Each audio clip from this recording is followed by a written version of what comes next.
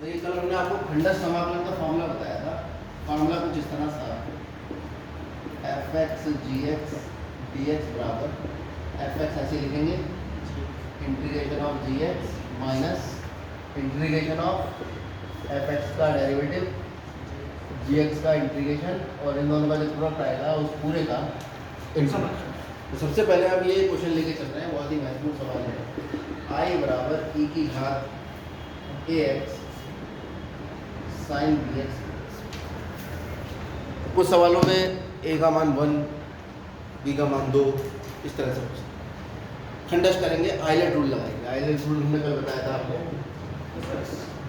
अगर आपके पास एक्सपोनेंशियल और ट्रिग्नोमेट्रिकल दोनों आ जाएंगे तो आप जो है ट्रिग्नोमेट्रिकल को फर्स्ट मानोगे और एक्सपोनेंशियल को सेकंड मानोगे। आइलेट रूल ये तो कहते हैं भाई ई का मतलब ट्रिग्नोमेट्रिकल और ई का मतलब एक्सपोनेंशियल पावर वाले। तो ये हो गया आपका फर्स्ट फंक्शन और ये हो गया सेकंड। ये भी तो कंफ्यूजन है, ये फर्स्ट कैसे माने कैसे सेकंड कैसे माने।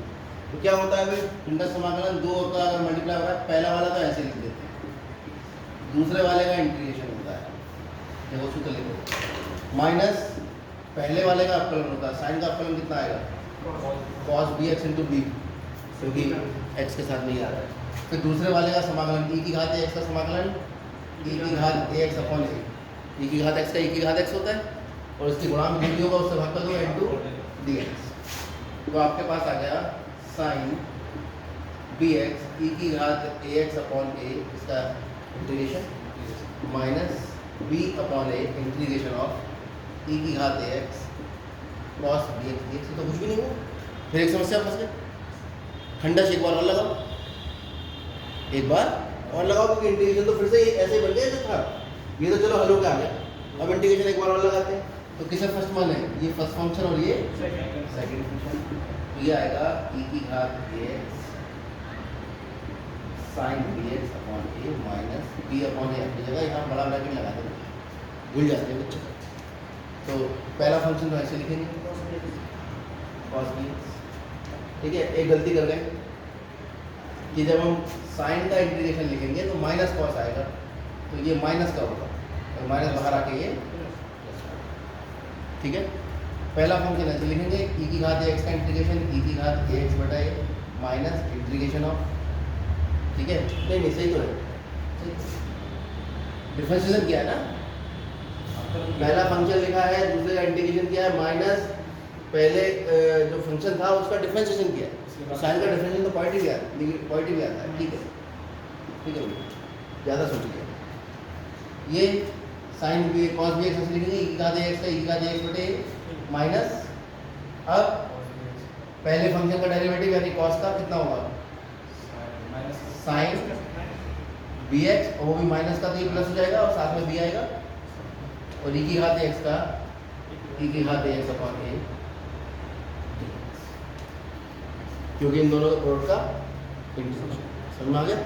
अब जरा माइनस को इसको एडजस्ट करो, ये अंदर गुणा करेगा, ई की घात x sine b x upon a minus upon a आ रहा है, b square upon a square हो गया, नहीं बी बटे ए की घात तो ए स्क्वायर और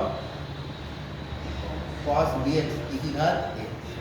अब ये b बटे इसको मल्टीप्लाई करेंगे प्लस माइनस माइनस b, यहाँ पर भी है b स्क्वायर बटे a स्क्वायर इंटीग्रेशन e की घात ax साइन bx। ये तो आई बन गया। ये जो लास्ट वाला है इंटीग्रेशन e की घात ax साइन bx dx, ये तो फिर से आई बन गया।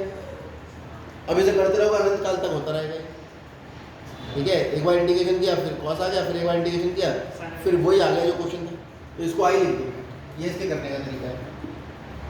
ये कितना आ जाएगा अभी, यहाँ पे ले लेंगे हम कॉमन e की घात ax और एलसीएम ले लेंगे इसका कितना, a स्क्वायर, तो क्या बचेगा a sine bx minus b cos bx e की घात x a स्क्वायर इन दोनों का एलसीएम आ गया। ये क्या बचेगा, माइनस बी स्क्वायर बटे ए स्क्वायर, और ये आई प्लस, इधर ले लो आई प्लस बी स्क्वायर बटे ए स्क्वायर आई। e की घात dx।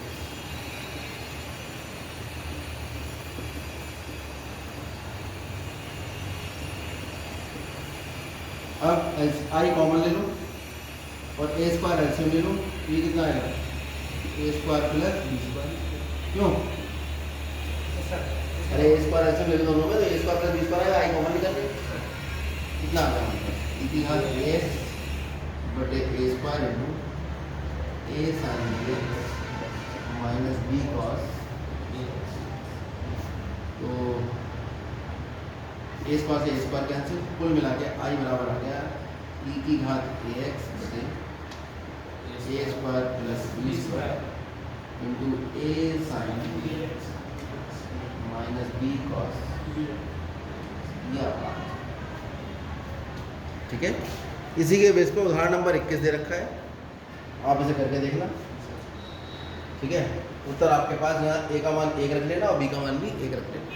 तो ये सवाल बहुत सारे बन जाते हैं इसमें, है ना। कभी वो साइन 3x कह देगा, e की घात 2x कह देगा, तो प्रक्रिया यही अपना।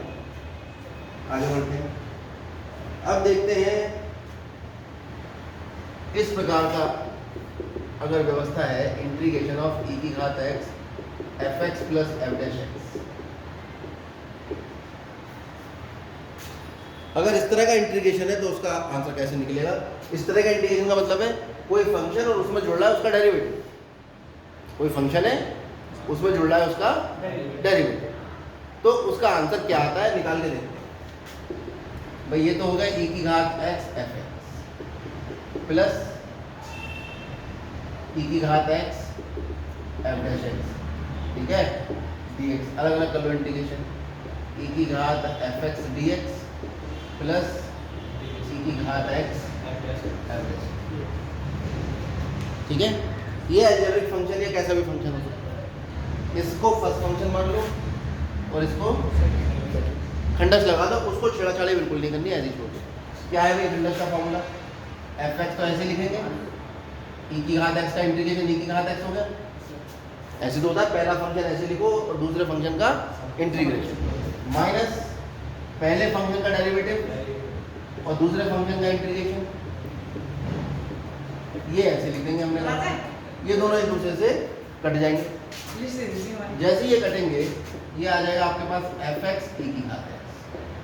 तो आप देख रहे हैं कि integration of fx plus f dash x और अगर उसके साथ में e की घात x लगा है तो उसका इंटीग्रेशन आता है e की घात x इंटू f।